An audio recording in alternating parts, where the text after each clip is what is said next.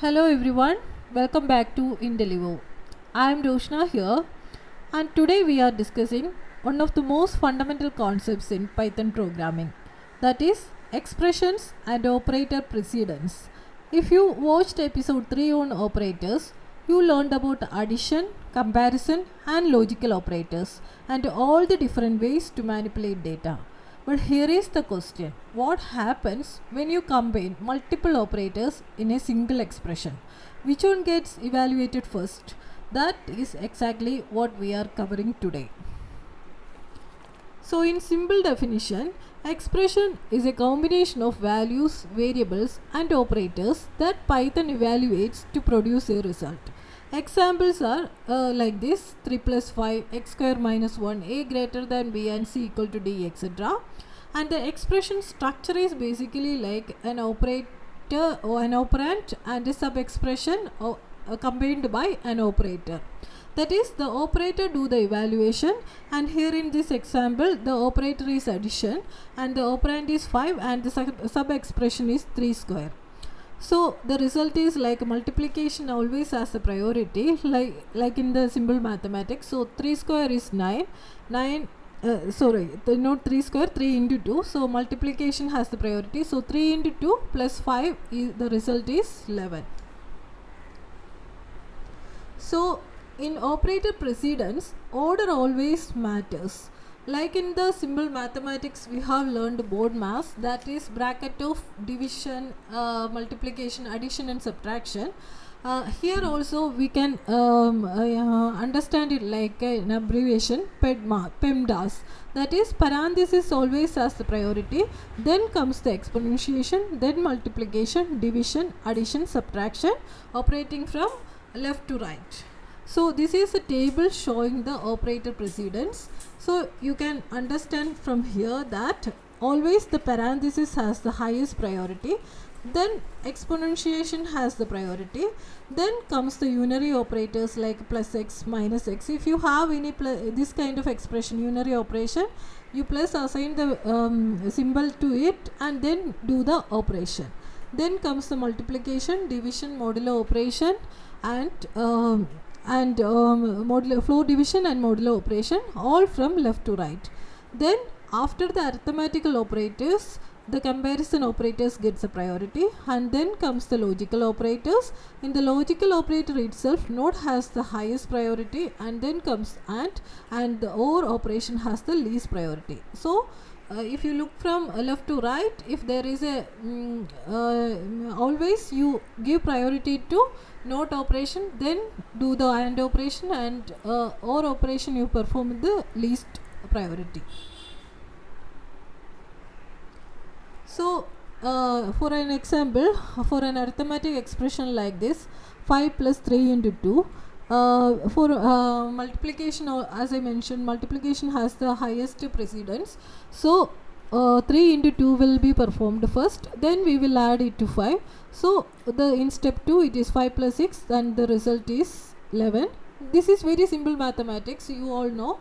And like in this second example, 10 minus 2 plus 3, here this addition and subtraction has the same precedence, so you operate from left to right, that is 10 minus 2 plus 3. So for clarity you can use the parenthesis, and then 10 minus 2 is 8 plus 3, 11. So the key insight here is, when operators has equal precedence, evaluate from left to right, except in the case of exponentiation, which is if there is an exponentiation operation, you have to look from right to left. In all other things you can look from left to right and follow the priority order, that is precedence. And for regarding the comparison and logical expression, for comparison operators, 0 less than x less than 10 means 0 less than x and x less than 10. In Python we can complete it in a single step like this: 0 less than x less than 10. That is why we always say that Python coding is very simple and clean. And 10 greater than y greater than or equal to 5 means 10 greater than y and y greater than or equal to 5. That we can write in a single line: 10 greater than y greater than or equal to 5. Similarly here, A is equal to B is equal to C means A is equal to B and B is equal to C. So regarding logical operators, note A or B and C, actually we have to give priority to note. So we can split it like this: note A inside the parenthesis for B and C. So note A means this note A has the highest priority, and then comes the AND operation. So this is A or B and C. Then it is we will perform the OR operation with the least priority, and for clarity we can use the parenthesis. And as I mentioned, you can see the power of parenthesis here. Same expression with by using the parenthesis for grouping, we can get the different results. So when in doubt, you use parenthesis to understand the priority, to get clarity on the priority. So if you use the parenthesis, it can eliminate the ambiguity and make code more readable. And when it comes to mixed operator expressions, the priority order is like this: arithmetic, comparison, logical operators. Means if all these operators are present, we have to give the priority to arithmetical operation first, then comparison, and then logical operation. Operators, sorry. A equal to 5, B equal to 10, C equal to 3 means 3 which gives A plus B greater than 10 and C less than 5. This is a combination of all the operators. So the evaluation will follow like this. You have to evaluate the arithmetic operations first, that is 5 plus 10 greater than 10, and then comes the greater than 10 means this is comparison operator, then logical operation is AND, then you can split it like this: 5 plus 10 greater than 10 and 3 less than 5 means you can get the evaluation like this. Arithmetical operation first means 5 plus 10 15, that is greater than 10 and 3 less than 5. Then in the next step you have to perform the comparison operation, and then only comes the logical operation. So 15 greater than 10, right? So it will come like a 5 and means 15 greater than 10 means it is true only. Then 3 less than 5, that is false. So this come like true and false. No, sorry, 10 greater than 15 greater than 10 means it is true, and 3 less than 5, that also true. So true and true, so the final result will be true. So to be brief, you have to follow this thing. Use parenthesis liberally. So make precedence in order to make the precedence explicit, especially with the mixed operators, you can use parenthesis. And then keep the expressions as simple as possible. Break complex expressions into multiple lines, and then give the meaningful names. Like a variable name should reflect what they represent. So you also can, if you revise it later, it will be very much beneficial to you also.